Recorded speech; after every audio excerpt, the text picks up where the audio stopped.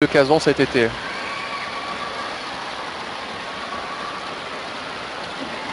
La difficulté de nager en petit bassin. Les approches de virage, vraiment. Réussir les virages peut changer considérablement la course. On l'a vu hier à la fin du 4x100 où Mehdi réalise un meilleur virage que le Russe à côté. Ça fait tout de suite la différence, même s'il a une coulée monstrueuse. Mais on a l'habitude de dire qu'un très bon nageur de petit bassin, c'est un très bon vireur. Est-ce que les bons vireurs sont forcément des bons nageurs de petit bassin? Pas forcément, si derrière ils n'ont pas la vitesse. On retrouve souvent quand même les mêmes devant. Ça va souvent de pair. Un bon vireur est régulièrement un bon nageur de petit bassin. Dato, Evangelio Dato, la Philippine, en 56-80. Plus ça va aller, plus on va se rapprocher des meilleurs. On retrouvera tout à l'heure, il y a du bon monde quand même sur ce 100 mètres nage libre féminin, puisqu'il y a la championne olympique, Ranomi Kromowidjojo, il y a Sarah Sjöström, il y a Femke Heemskerk. Dans les 3 dernières séries, les 10, 11, 12, on en approche. Ranomi Kromowidjojo qui avait fait le choix de ne pas participer au championnat d'Europe cet été de Berlin, qui a changé d'entraîneur, qui s'est longtemps recherché une méthode de travail pour préparer les Jeux Olympiques. Donc en sachant qu'elle n'allait pas être au top de sa forme, elle avait fait abstraction de Berlin et on la voit hier dans un 4x200 nage libre qui est quelque chose de très atypique et record woman du monde.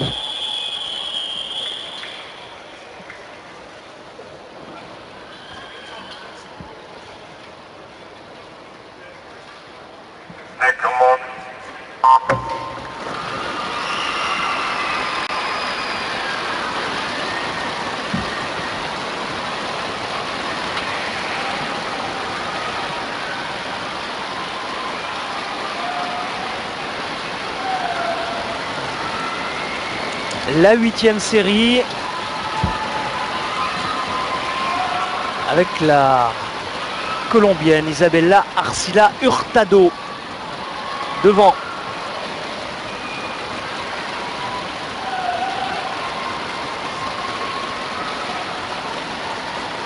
Une demi-longueur d'avance pour la colombienne.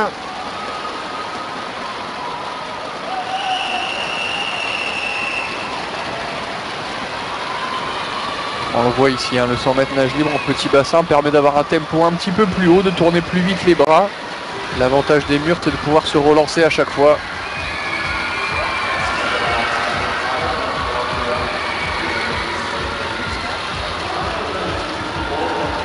« 54-31 ». Vous voyez, on se rapproche des meilleurs temps quand même. Hier, Fabien, on s'amusait à faire les pronostics pour entrer en demi-finale. Donc le 100 libre étant ta discipline, fais-nous un petit pronostic. Sur ce que j'ai vu du 4x100, je pense que... Chez les filles. Chez les filles, je dirais que 53, ça passera en demi-finale. Il y aura peut-être des petits 54, mais ça va être limite. Je pense qu'il va falloir réaliser 53 ce matin pour être placé quand même dans les couloirs du milieu et attraper des vagues et faire en sorte d'être dans les 8 meilleurs cet après-midi pour pouvoir passer en finale demain. 53, il vous tend un piège Camille Lacour, parce que hier il a quasiment donné à chaque fois le temps avant les séries, le temps qu'il fallait pour accéder en demi-finale ou en finale. Et il voulait vous tester un petit peu là ce matin, voir si vous étiez aussi bon aux commentaires que dans l'eau. On est assez d'accord. Je pense que 53-30, 53 ça suffit pour entrer en demi-finale.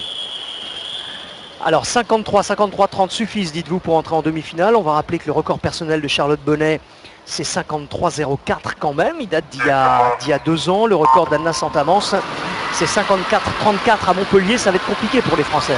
Oui, il va falloir nager très très vite ce matin, mais Charlotte le sait et Anna est spécialiste du 50. Donc là, ça va être un bon test avant sa course. Et puis voilà, elle est en constante progression sur cette épreuve. Donc voilà, elle va prendre de l'expérience. Et une fois de plus, c'est bien de retrouver les filles sur des compétitions comme celle-ci, même si ce n'est pas l'événement majeur de la saison. Elles gagnent en expérience, ça continue à travailler un peu l'âme du 4x100 féminin qui va, je pense, monter petit à petit. C'est ce que nous, on a fait maintenant depuis plusieurs années. Donc c'est une richesse vraiment d'avoir ces filles qui travaillent ensemble à Nice. Et je pense que ça va leur sourire petit à petit. Donc aujourd'hui, une fois de plus, de l'acquis d'expérience pour Anna qui est une toute jeune nageuse, qui est encore en train de découvrir le haut niveau, mais qui tous les ans performe de plus en plus vite. C'est maintenant Anna Santamans, c'est dans les 30 secondes qui viennent puisqu'on en a terminé avec la 9e série, les 3 dernières les plus importantes parce qu'on peut considérer que les demi-finalistes se trouvent dans les 3 dernières séries. Oui, on les voyait arriver derrière les plots là, on voit Anna déjà se changer. Alors n'oublions pas qu'Anna va avoir une série très rapide car au milieu les 3 filles, notamment Charlotte Sjöström qui est l'ancienne record woman du monde, qui est très performante également en papillon. Ça va être une série qui va commencer à être très rapide. Donc la carte d'Anna, et vu ses qualités naturelles, va être de partir rapidement, de réussir les virages et essayer de réussir au mieux ce dernier 25 mètres qui peut faire toute la différence et lui permettre de rentrer en demi-finale. Vous parlez de Sjöström, vice-championne du monde en titre sur 100 mètres nage libre en grand bassin, championne d'Europe en titre sur 100 mètres nage libre également en grand bassin. Elle est à la ligne d'eau numéro 4. C'est le meilleur temps d'engagement de cette série. Anna Santamans, la française, ligne d'eau numéro 0. Vous savez qu'il y a 10 nageuses en série. Il y en aura 8 simplement en finale, 8 lignes d'eau. Elle est tout là-haut, tout en haut de votre écran. Et la favorite, c'est elle. Sarah Sjöström. 21 ans, 2 fois championne du monde, 7 fois championne d'Europe. Et un œil sur Anna Santamans, forcément la française, elle est loin puisque 54-34 c'est son record personnel, elle est loin pour arriver en demi-finale. Va-t-elle réaliser l'exploit? Elle vient de prendre un très bon départ, premier virage réussi, elle est dans la course, elle est en train de poser pratiquement sa nage. Sjöström est devant, Sjöström va l'emporter, Anna Santamans qui devrait terminer assez loin quand même. Elle tape en combien? 9e position. 26-20. Un tout petit peu loin en virage Anna pour ce deuxième virage du 50 mètres.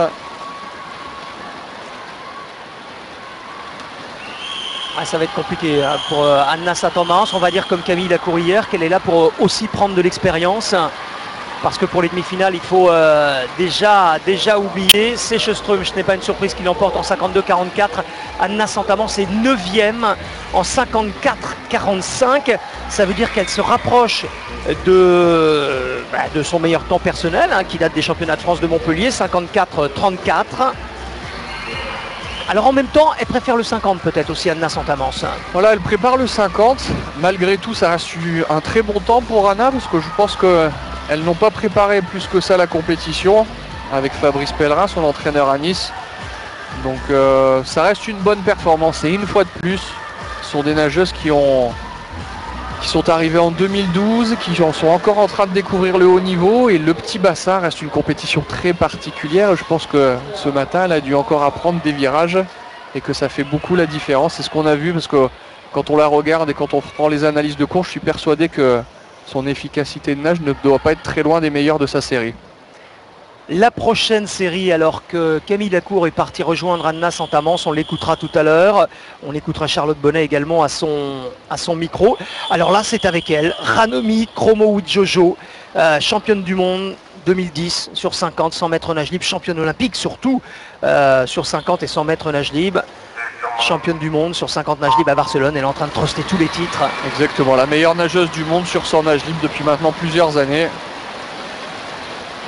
C'est une fille qui a la particularité d'être très forte en petit comme en grand bassin.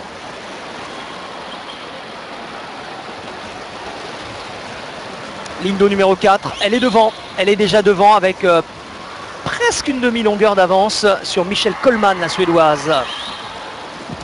Kromowidjojo qui vire en tête en 25-38 devant Abby Wetzel, l'américaine, et Michelle Coleman, la suédoise. Ouais, voilà, beaucoup de contrôle. Son tempo commence à se poser petit à petit. On la sent qui ralentit, qui contrôle sa série, qui ne s'énerve pas. Étonnant de voir les Américains et les Américaines également assez loin en temps finalement, sur des lignes excentrées comme ça. Sont souvent très loin des meilleurs temps d'engagement, c'est bizarre.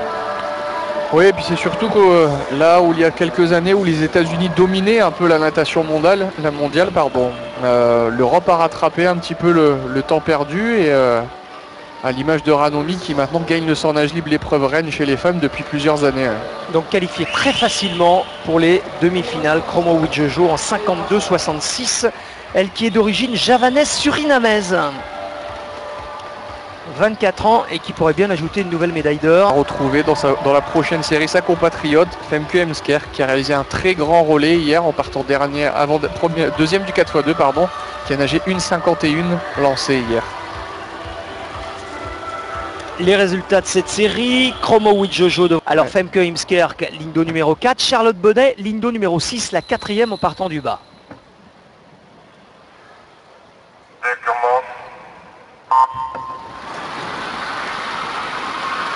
Elle qui a trusté 5 titres à Montpellier, championne de France du 100, du 200, du 400 mètres nage libre, du 100 mètres brasse, du 100 mètres 4 nage et qui là va tenter de se faufiler en demi-finale. Voilà, très bon départ de Charlotte, hein. Elle joue vraiment très bien la stratégie, un très bon départ, bonne coulée. Elle est en train d'accrocher Campbell, l'Australienne, qui est juste à côté d'elle avec le bonnet jaune. Voilà, ce virage va être très important et elle le réussit. 5e en 25-52. Mais elle est tout près de la 3e Campbell. Il y a 8 centièmes d'écart. Elle se rapproche de la ligne. L'intelligence, c'est d'aller chercher les vagues par moment, surtout en petit bassin.